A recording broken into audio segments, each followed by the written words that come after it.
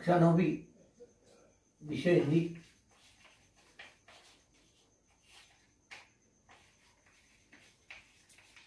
बीस 1/2021।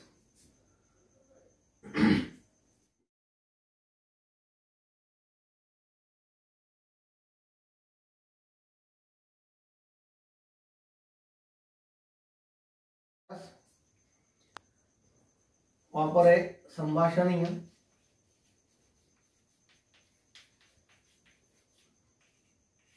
रचना विभाग है। रचना विभाग का एक मुद्दा है, उस पर लिखा है ईंधन की बचत समय की मांग है।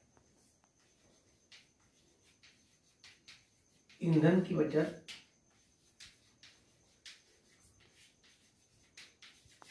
समय की मांग है।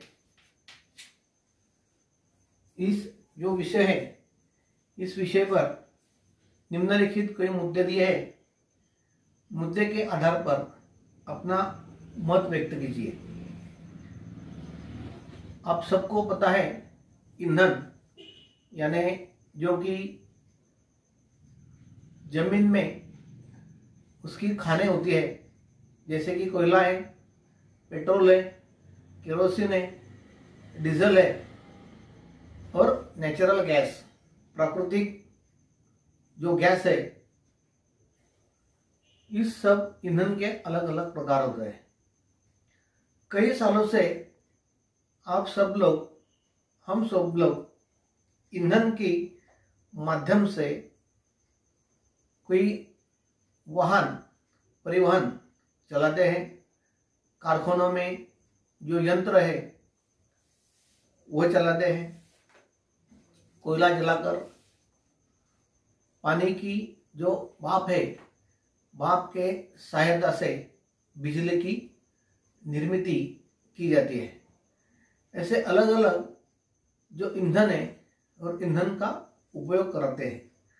लेकिन सैकड़ों सालों से जो ईंधन जमीन के अंदर था उसका बहुत ही उपयोग हुआ है और ज़्यादा उपयोग, ज़्यादा लोक संख्या होने के कारण ईंधन की अब आपको बचत करना ये काल का अभी परिवर्तन है।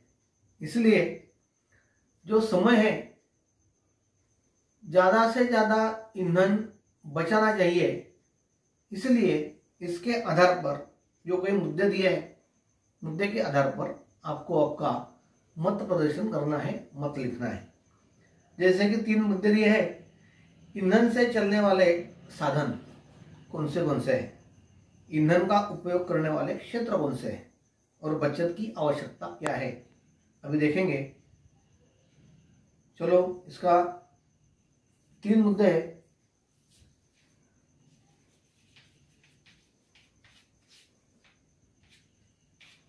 पहला मुद्दा, ईंधन से चलने वाले वाहन। ईंधन से चलने वाले वाहन और यानी कि साधन।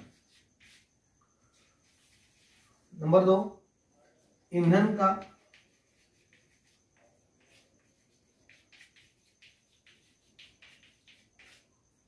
उपयोग करने वाले क्षेत्र।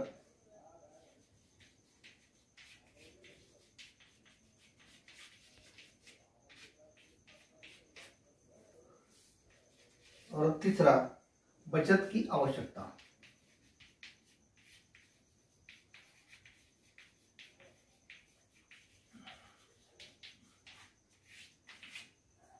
आवश्यकता तो मैंने भी बता दी है कि बहुत से साधन हो गए हैं, बहुत से क्षेत्र हो गए हैं और जो ईंधन है वो जमीन में सैकड़ों सालों से अपन बाहर निकालते हैं, तो उसका वापर बहुत ज़्यादा हो गया है, इसलिए उसकी बचत आवश्यक है। तो अभी देखेंगे आगे। जवाब देखिए।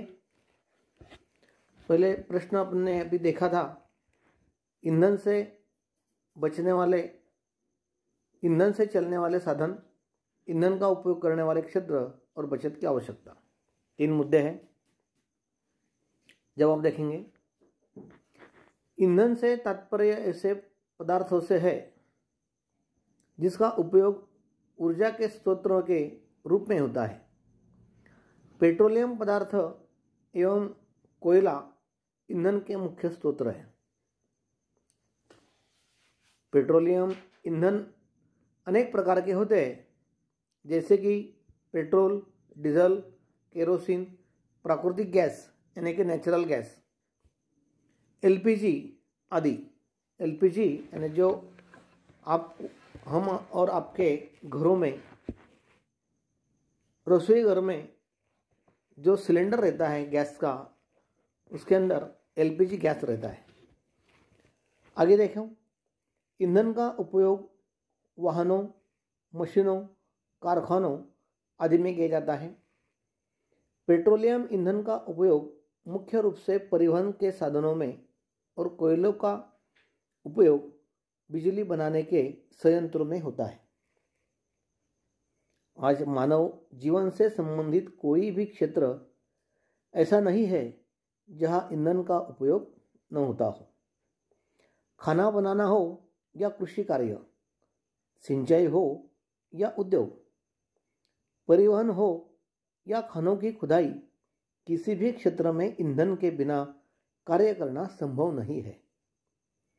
लाखों वर्ष तक मृत वनस्पति तथा जुओं के चट्टानों के नीचे दबे रहने से खनिज तेल का निर्माण हुआ। यह अपने भूगोल विषय में, साइंस में भी सीखा होगा कि मृत वनस्पति और जीव जो हजारों लाखों वर्ष से जमीन के अंदर गाड़े जाते हैं, भविष्य में उसी से तेल, खनिज तेल का निर्माण होता है या कोयले का निर्माण होता है। इसकी सीमित मात्रा उपलब्ध है। पिछले कुछ दशकों से पेट्रोलियम ईंधन का अंधाधुंध उपयोग किया जा चुका है। समय की मांग है कि हमें ईंधन का संरक्षण करना चाहिए, तभी आने वाली पीढ़ी को यह उपलब्ध हो सकेगा।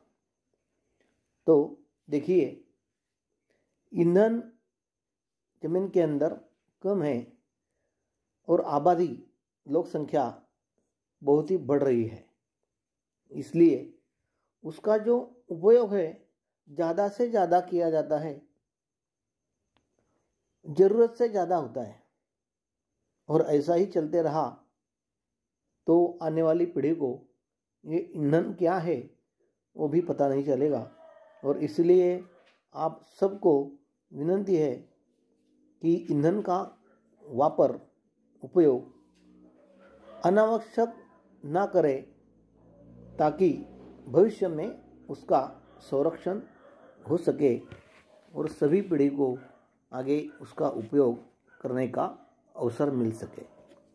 तो चलो देखिए, आपका भी मत और इससे ज़्यादा रह सकता है, वो आपको लिखना है।